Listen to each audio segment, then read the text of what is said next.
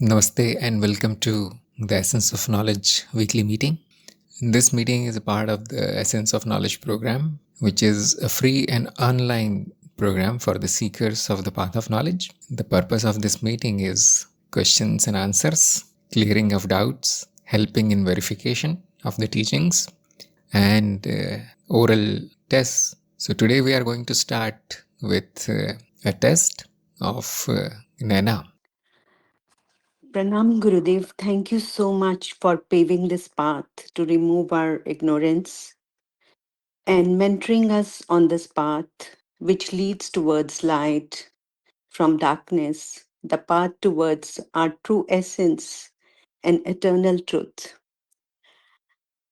I bow before you for seeking your blessings before I start my answers. I'm already overwhelmed. Please,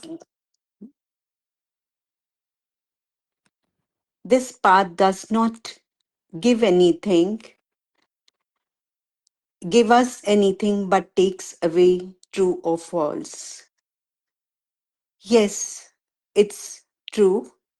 This path does not give any materialistic gains, or this path takes away your ignorance, false beliefs, indoctrinations, illusions, and leads towards the essence of truth.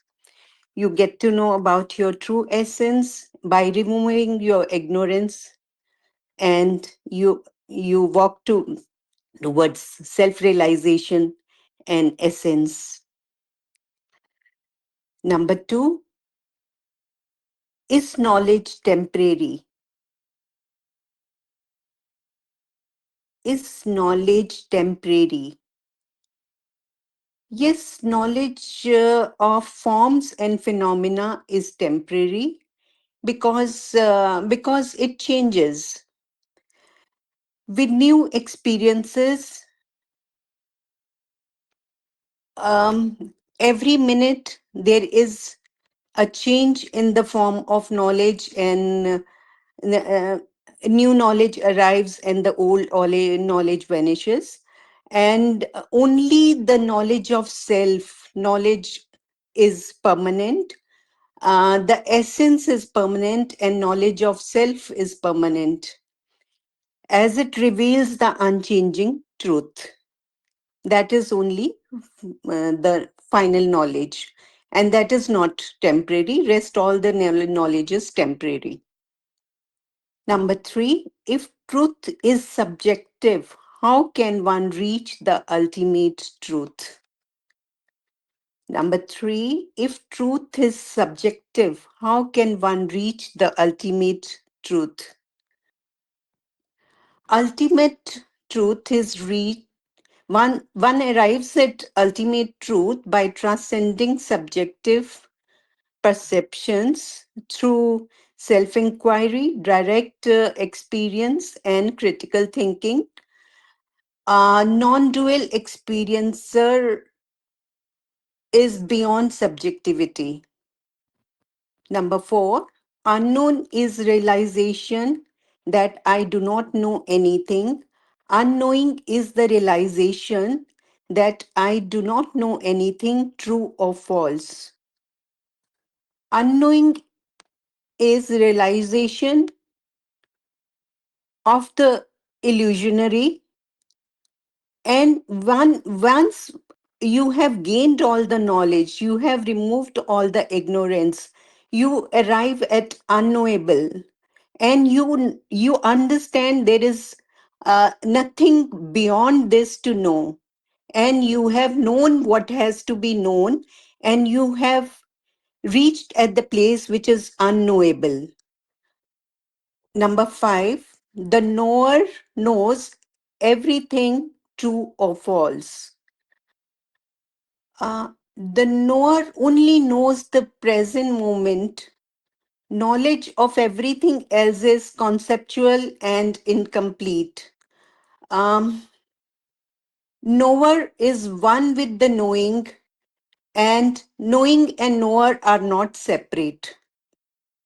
After death, the experience takes on a new body, and thus continues true of all. After death, the experiencer takes on a new body and thus continues. False experience is formless, timeless, and unchanging. It neither dies nor takes a new body. All the illusions, um, all the illusions of individuality continues in other form, but experiencer is timeless and unchanging. It never dies or not takes birth. Number 7, what knowledge is gained via the awareness practice? Awareness practice leads to the knowledge that is that the experiencer and experiences are one,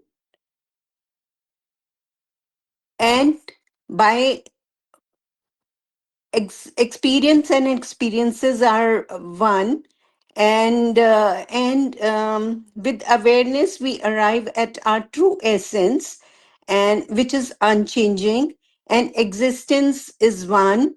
These are the things which are gained through awareness practice. And awareness is awareness of self, awareness of number 8, if the dream and dreamer are one, what happens to the dream when the dreamer awakes up? When the dreamer awakes up, dream dissolves, and dissolves into nothingness, and it was never separate from the dream, and dream and dreamer were separate only while the dream was happening. The moment dreamers wakes up, dream dissolves into nothingness. Number 9, no objects and senses causes experience. No objects and senses causes experience. Experiences arise in the awareness while obs, experiences arise in the awareness. There is no cause for any experience to happen. Experiences are the continuous flow, and they are always there present with the experiencer. They are not separate from the experiencer, and there is no cause for the experiences. Experiences arise in awareness. Number 10, is contemplation better than a silent mind? Both are important. Contemplation leads to knowledge by refining understanding, um, while a silent mind allows realization of truth beyond concepts and beyond logic. But contemplation, in during contemplation we apply our mind, and with logical thinking we arrive at the essence of the knowledge. uh, Thank you so much, Gurudev. With this I come to end of my 10 answers. With your permission, can I take 1 minute extra? Sure, yes. um, So, Gurdev, here the few lines which um, always like I could attract to those readings, or I could attract to those lines. And since last 3 months, I have come in the context of path of knowledge, and I've started reading, started realizing. So my understanding is becoming more clearer, and I'm able to connect to these philosophies and these lines by the great people. So one line is written in a play by Shakespeare's, life is a stage and we are all are players. And I always these things used to attract me. I was finding the answers to these lines, and connotation of these lines, as per me: live life like a stage actor, who performs his/her role properly, wholeheartedly, but do not get attached to the role and life. The second life lines which always attracted me always is Kabirji has impacted me a lot, though he writes very, very deep and it is very difficult to understand sometimes. But one of his उन एक उन्होंने अपनी रचना में लिखा है, ये मुर्दों का गांव है साधो। तो बहुत टाइम मैंने इसके ऊपर सोचा, लेकिन मेरे को कुछ समझ नहीं आ रहा था कि उन्होंने ये क्या लिखा है। और फिर connotation और कुछ समझने के बाद you will guide us and you will tell us more. Murda means dead person. Life of ignorance is like a dead person's life. This I could make out. So live life with awareness. और एक और कबीर जी की बहुत ही सुंदर रचना है, मत कर माया का अभिमान, मत कर काया का अभिमान, काया गार से काची। This is so beautiful, as like how I relate to this. Don't be in ego of your wealth or body. They are very, very fragile. Existence of the body is more fragile than even a clay pot. Thank you so much, Gurudev. And now you will assess me where I am, how I am. I do not have enough words to express my gratitude. Rather, I feel everyone on this path is so blessed to have you and have your grace as mentor, as guru, to light our path. Salutation to you. Thank you very much. And you're absolutely right about the verses that you said. After knowledge, all this poetry becomes alive. Now each and every word will be resonated in you. Exactly, I can see that is happening already to you. Probably you already know the meanings, but now they will be so deep, it will be deeper for you. So let's go to your test. And don't worry, the test is formality, isn't it? Knowledge is important. So, anyhow, the good news is you have passed the test. You got 5.5 out of 10, which is a pass. However, it shows that there is still some possibility of improvement here. Although your knowledge is I mean, not totally absent, but it requires a little bit of polish. And it is not a problem, according to me, because the questions are so tricky. They are designed to fail the seeker, you see. But if you can get 5 out of 10, that is also considered knowledge. Below 5 is a bit of problem. So sometimes I direct marks for clarity only. If the answer is correct but not clear, I say, okay, we'll give only 0.5. So in 3 questions, it happened that you got half marks. And in 3 questions, you got no marks, but the rest of the answers are correct. So, congratulations, you are in step 4 and you can start the awareness practice, send weekly reports. And although the preparation is not good, your dedication is perfect. That much I am seeing since the beginning. Otherwise, people simply drop out of the program. Your dedication is very good. That is the, I think, true exam of a seeker. That is the true test. So I'm pretty sure that you will make up for a little bit of incomplete understanding, but you will progress here. Okay, so we'll discuss the questions here. I'll tell you why some of the answers were wrong and some of the answers were incomplete. But if anybody has any urgent questions, they can type here so that they don't need to wait for the whole discussion to finish.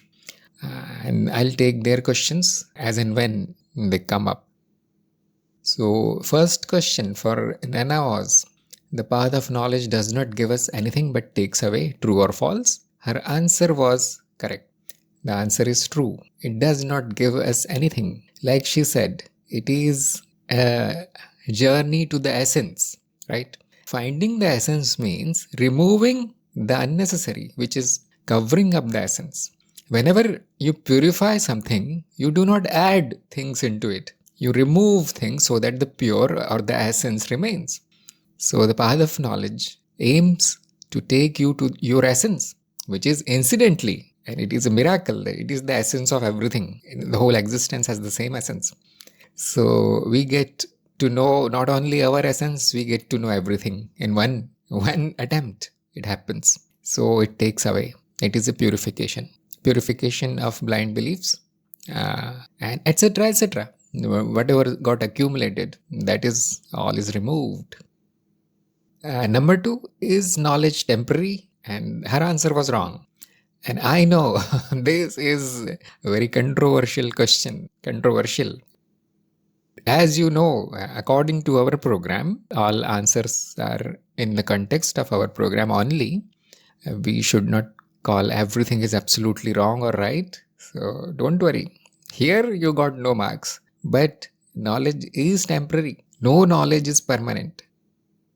If you look at the definition of knowledge, it is relationships among experiences in the mind, in the memory. That is how it is defined. And there is already knowledge in the mind. There is already something there, which is actually ignorance. It is accumulation of some kind. And as you said, yes, that is temporary. Yes, the path of knowledge removes everything. That is obviously temporary. It goes away as soon as you get the self-realization. However, you should discriminate between self and knowledge of self. These two are different things. You are the self and I am the self. This knowledge is still in the memory. This instrument, the body-mind instrument, realizes something. However, the realization is simply of what I am not. Because obviously you are not going to see the experiencer, you are not going to feel it, you are not going to understand it in any way. It is unknowable. So don't worry about the knowledge of the self. It is not already there. It is not even possible. It is unknowable. However, you can be the self. But being the self is not called knowledge of the self. Self-knowledge simply means that you have removed your beliefs about the self, which are various beliefs like I am the body, I am the mind, I am some kind of thought, I am the brain, I am some other organ, or I am something metaphysical, non-physical, something else which we don't know. But these all are experiences. That is all we know. That is all we know. So the wrong arrangement of experiences in the memory is removed and the correct arrangement is placed there, which is always negative. You don't get knowledge, you get negative knowledge. I am not this, I am not that. Then the essence remains unclouded, which is you. You become what you are. That is self-realization. Instead of knowing it like a theory or like any other object, or like any other idea or thought, it is not that. Self-realization is not that kind of knowledge. It is not positive knowledge. So what happens when this instrument is no longer there? What happens to these positive, negative knowledge? It's all gone. But what happens to the self? It is forever. It is not gone. So knowledge is temporary. In the existence, there is no knowledge and there is no ignorance. This much should be remembered, and I am that existence. So what do we do on the path of knowledge? We reach this state of not knowing. That is important. This body-mind is temporary. So there will be nobody left to know who is this and who is that, who am I.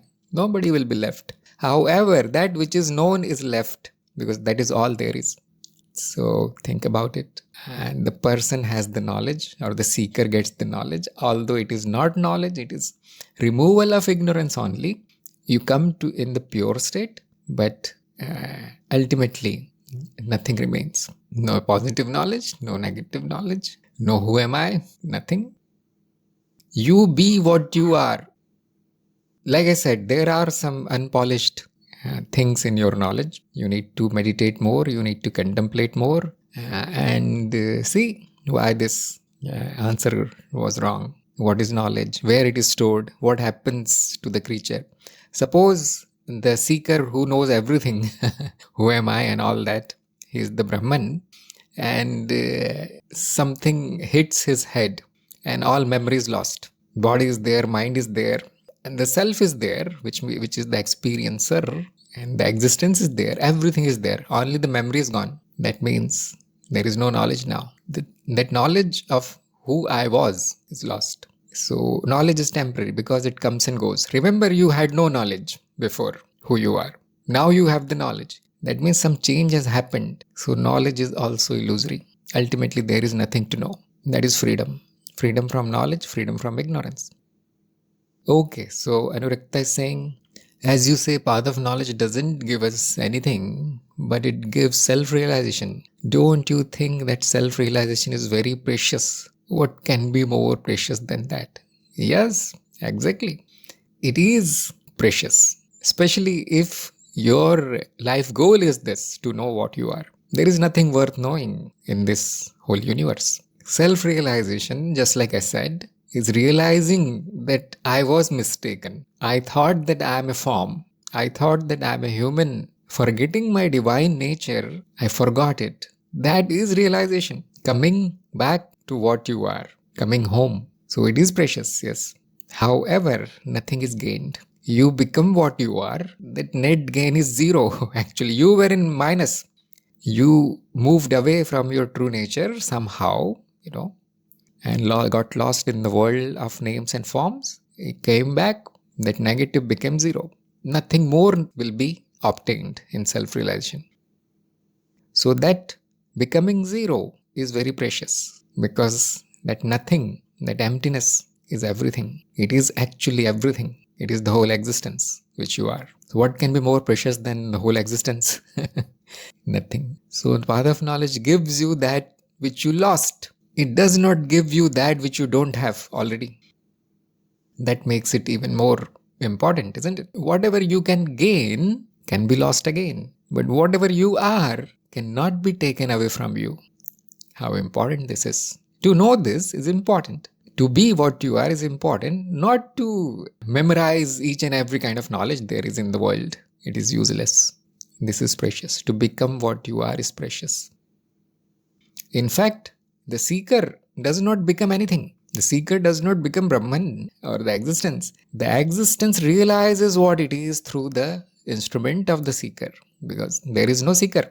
Like Neelam is saying, yes, after self-realization, the seeker itself is gone. Who cares about the knowledge that is present here? No, it is not important, because there is hardly any knowledge in self-realization. Like I gave you the example of hitting the head of a person.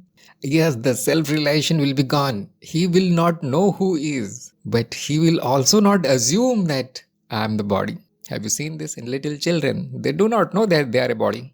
It is then added on through their experiences. So the person who forgot everything will forget this thing also, that I am a body, I am a man, I am a woman, I am a millionaire, I am a beggar, I am this and that. That also will be forgotten. But he will be in his pure form, simply experiencing whatever is coming through this instrument. So knowledge is as good as not having knowledge. Self-realization is as good as being in this innocent stage. However, as soon as the human form is taken like this, or the memory comes back, the ability to get experiences comes back, there is a possibility of ignorance here. Now somebody will tell him, look, you have a body, you are this person, your name is this, your profession is this. He will be again trained to become non-divine. That is because surrounded by ignorant people. But if he comes in contact with the Guru again, that ignorance will be removed. So actually, we are all born as divine beings. Remember, you are not a human who gets to know the divine and then experiences the divine. No. You are divine who temporarily becomes a human for who knows what. That is the play. That is the Leela. So that knowledge and ignorance is a part of the play. It is a part of the dream. Remember, still it is important. Still it is important, especially for those who want to know. Okay, then why did I say that it is a controversial question? Because some people will say that this knowledge that you have gained will stop your death and birth as a human. And then there is no forgetting after that. However, if you stop taking form, there is no remembering also. You remain the pure essence, which you already are, but there is nothing, nobody there to remember anything also. There is nobody there to call themselves as a knower or as a seeker, as a Gyani or whatever they call themselves, wise people. Nobody's there. This thing is controversial. Look, after death also there will be some impressions on the causal body, and next birth will be with full knowledge and all. No, this is again bigger dream. That is also a dream. That I was born with knowledge. That is a part of the dream. So that's why I said little bit controversial. But from a pure perspective, there is no knowledge actually. Only lack of ignorance. Just like any other animal or any child, although they don't know the importance of it, because Brahman is innocent. It is innocence itself. So we know the importance of knowledge, self-realization, only after going through a period of ignorance or darkness. You appreciate the light only when you lived in the darkness, like she said. It was darkness. That's why it is important. You know the value of food only when you suffer the hunger for some days. So this is how it is, you see. Bhupen is saying, as the guru and seeker relationship is like a chain and continues, but how the assignment of a guru for seeker is decided by the guru field for the very first time. Very good question. Although I don't know, it is a matter of guru field. How can we know all these things? However, it is decided by match. It is like a marriage. How much the student and gurus, they match in their nature. Also, how far away is the guru? Can they meet or not meet? So on, you see. Will they be able to stay? Is the seeker of same tendency like that of a guru? And so on. The match is made. And then they do some kind of manipulation and guru and seeker meet. If the guru is very advanced, the guru gets the information directly from the guru field that make him your disciple. Although that will not happen, it is rare. This is my guess. But guru field does not usually meddle with the free will of the seeker and the guru also. The seeker is free to choose anybody. That free will is respected. It is not assigned by the guru field. However, the guru field does every effort to unite the seeker with the guru. They do this effort. The condition is the seeker must be willing and surrendered. Like the seeker prays and says that I pray to the guru field or whatever there is, the higher power, to give me some guru. Send me to some guru. I am surrendered and I'll accept whatever you do for me. I won't complain. My surrender is like this. It is complete. And then probably, because he willed it, then probably the guru field will find a match and will do their job to reach that seeker. However, I don't claim that these things are true. Absolutely. Sometimes it will happen like this. Otherwise, it is purely seeker's effort. Seeker wants something. They seek, they search, they try out some gurus, who is good, who is not, and they settle there. This is the first time. Next time, it is easy. It is easy because the bond is formed between the guru and the disciple. Karmic bond is formed. Like you said, it is never broken. Even if they are not in contact, or even if the seeker leaves the guru and changes the path, that is still there. Because the guru disciple is not dependent on the path or kind of teaching or any place or time. It's not dependent. The guru is serving and the seeker is searching. That's all. That's all there is. So they can meet again. It's possible in many forms. So we'll go to the next question, number 3. If truth is subjective, then how can we reach the ultimate truth? So again, the answer was wrong. Remember, the ultimate truth is also subjective. If you ask many wise men, even common people, other seekers, other gurus, they all have their own definition of the ultimate truth. It is variable. It is arbitrary. You are free to choose your criteria for truth. You are free to decide what will be the truth, and you are free to decide what will be the ultimate truth. Ultimate means which is true in every context. It never changes. There is relative truth also, which changes with time and place and so on, state of the mind. But ultimate is that one which will never change. It will be the same in all the situations. So it is our choice to decide a criterion. What happens on the path of knowledge? We get this ultimate truth. Whatever we choose to call ultimate, we get this. This is important, isn't it? And then we drop it. We drop it. It is then meaningless to call it ultimate or relative or whatever, because in the existence, nothing is true, nothing is false. When you reach non-duality, Advaita, the duality disappears, and true and false is duality. In the existence, nothing is true, nothing is false, but both can appear, both can be seen. Something true is seen, something false is seen. It does not matter what is your criteria, you can always decide what is true and false. And this decision is simply human created, man made. It is not naturally present in the existence. Nothing is true, nothing is false. So the criteria is actually a stepping stone to reach that which is non-dual, where the truth is meaningless, where simply being that which is non-dual is more important than knowing what is true and false. So non-duality is beyond true and false, and that is why on the path of knowledge we do not worry about what is true. We do not debate about these things. The scientist is telling you that this is true, and we do not object that thing.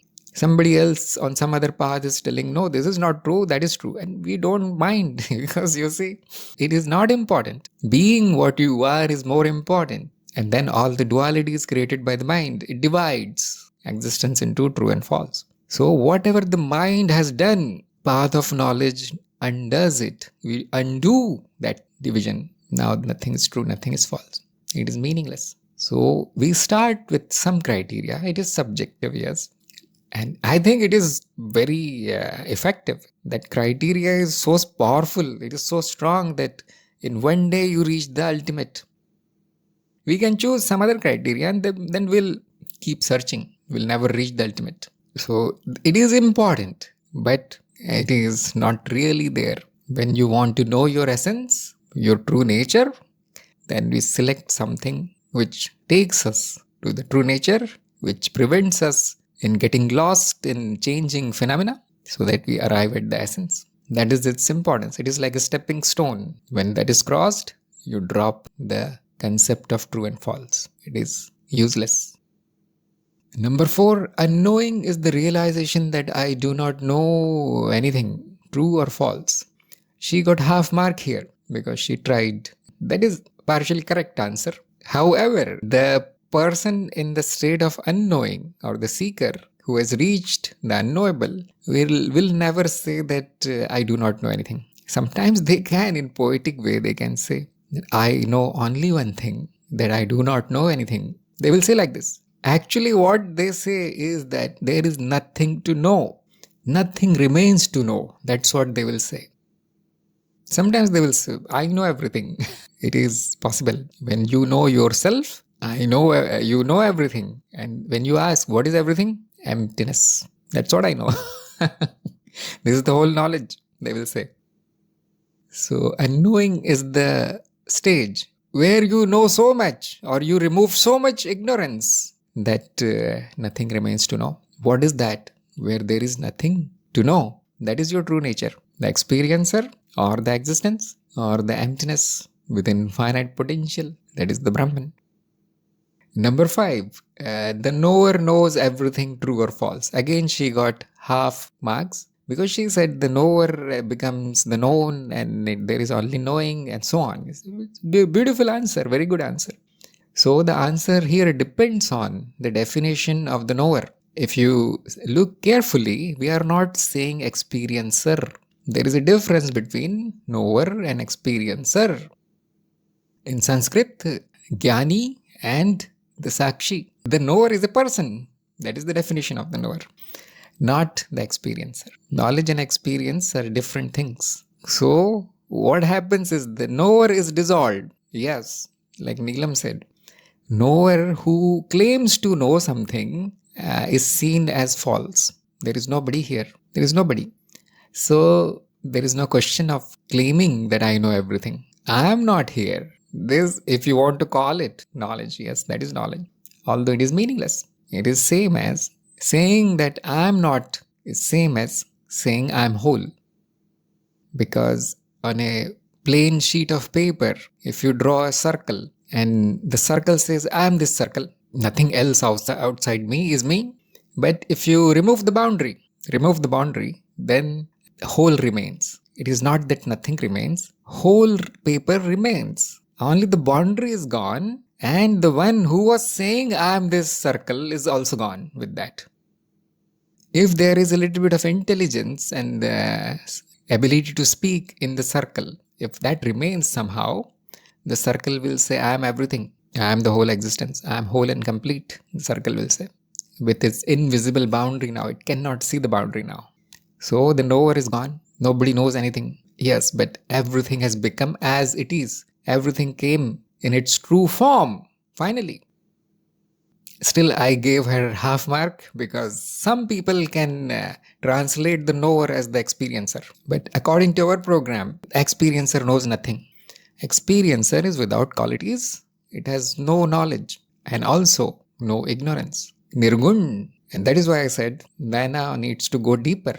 Think deeper. Contemplate on the meanings of the words. Do not substitute your old notions into the teaching. And you can, you say, you have free time now. There is nothing to write, nothing to prepare for test. No need to do anything. Simply remain in awareness. So here you can go and check the scriptures. Like it looks like that you are already interested in reading the scriptures. Check the meaning of knower. It is called Jnani in Sanskrit. And the meaning of the experiencer, which is called the Atman in Advaita philosophy, Vedanta. And then you will find that yes, it should not be translated into experiencer. And this confusion came from the West. Because there are some Western philosophies where there is no distinction between what knows and what is.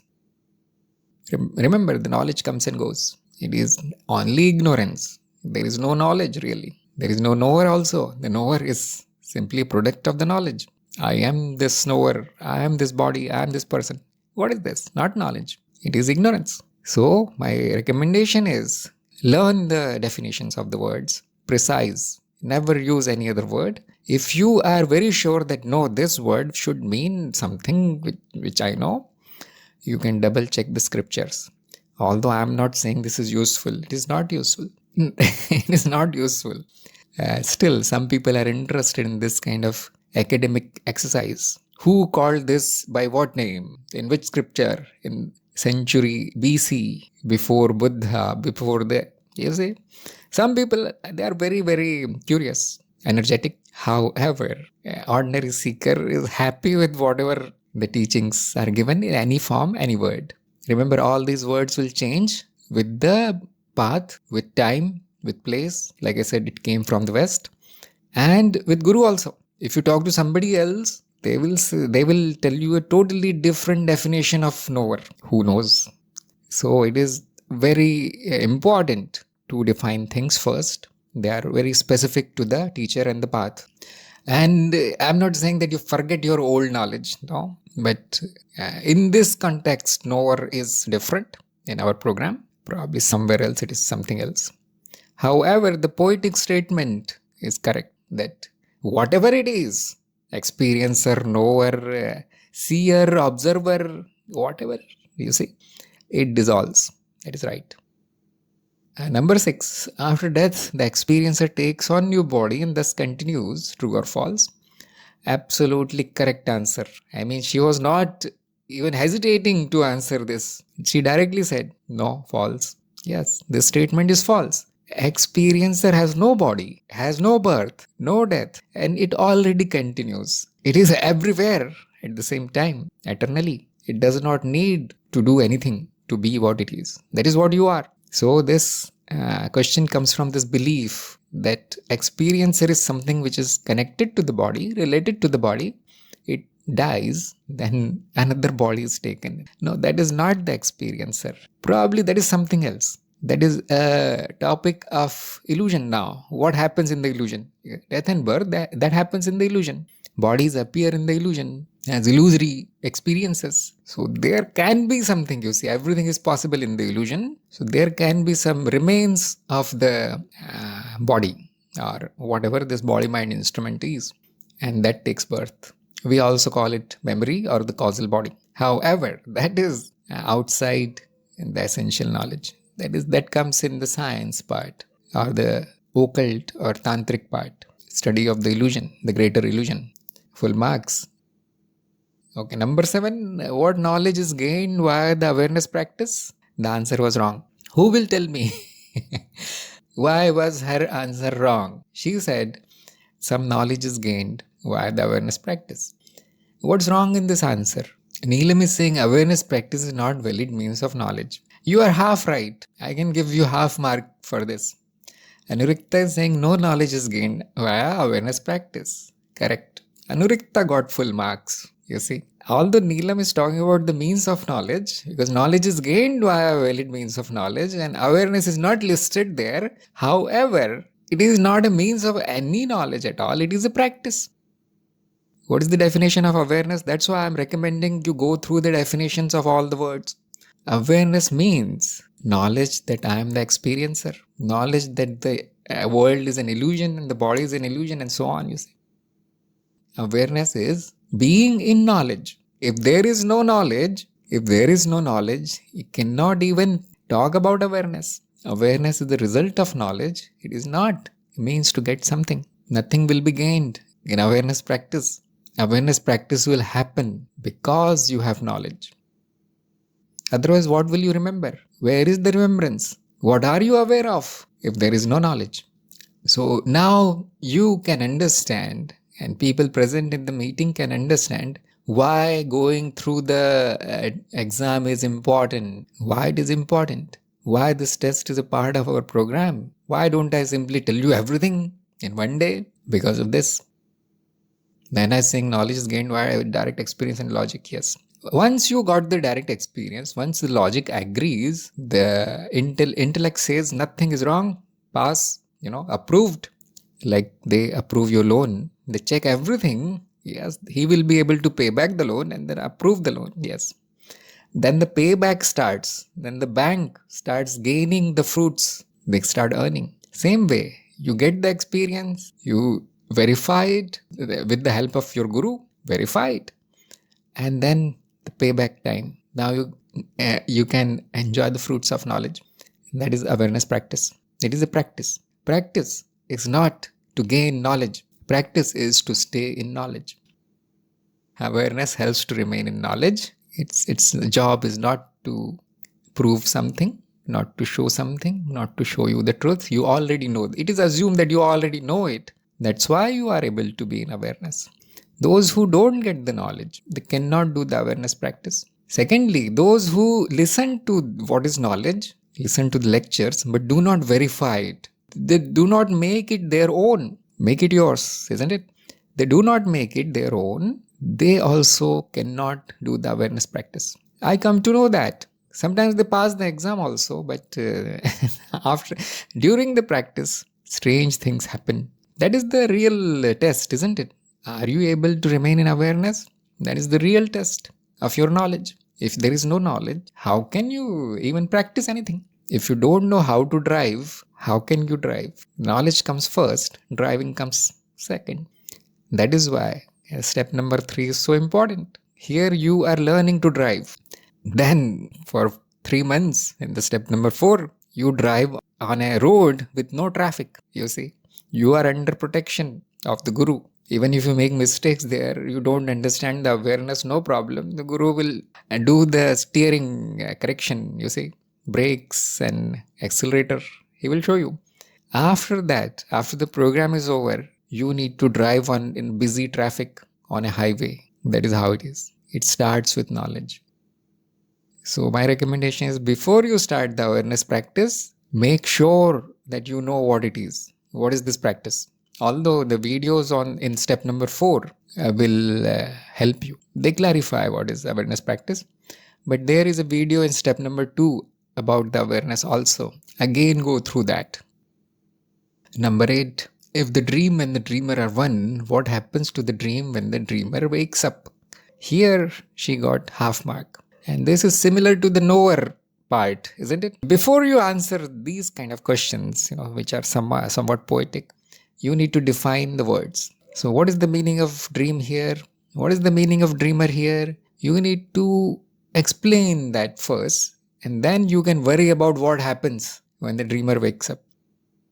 Here, I can assume that by dreamer, she meant the person who is ignorant. Am I right? She thought the dreamer means a person who is ignorant. Now he got the knowledge, he woke up and the dream disappeared, which means the false disappeared. Not disappeared, but it was seen as false. It is no more a dream. He is established in the truth. Probably that was her intention, and that's why I gave her half marks.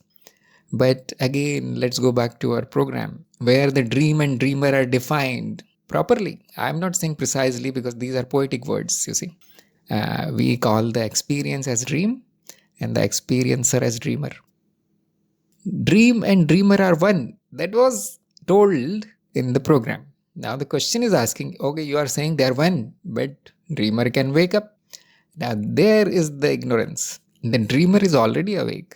The dreamer here in our program, the dreamer means the experiencer.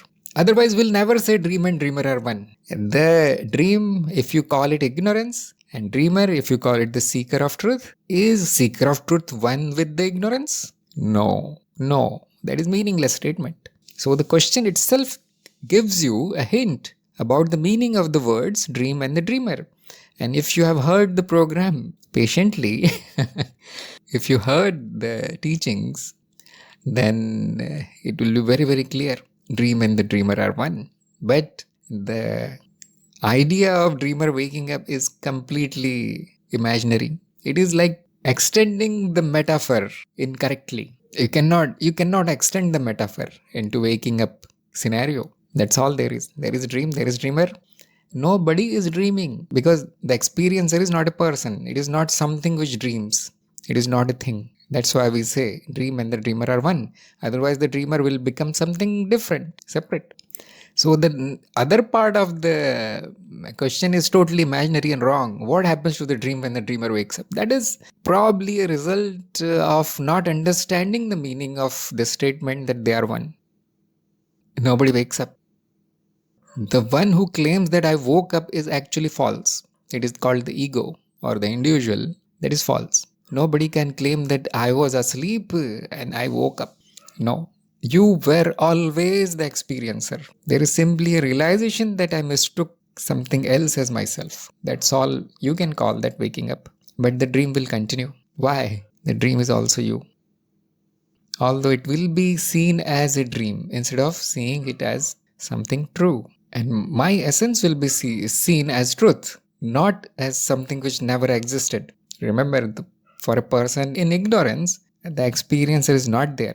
They will say there is no such thing. There is no experiencer. I cannot see it. Show me. Show me under a microscope, telescope or any scope. However, it is not an object of senses or instruments. So they don't know. They don't know there is an experiencer. And that is, you can say, waking up that yes, actually the experiencer is all there is. Nothing else is really present. A very tricky question. Very difficult question. That is why this kind of test is important. It will show you where am I wrong.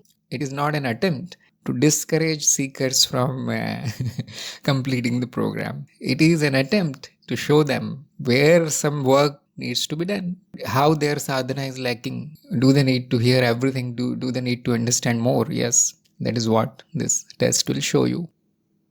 Number 9, do objects and senses cause experience? Number 10, is contemplation better than a silent mind?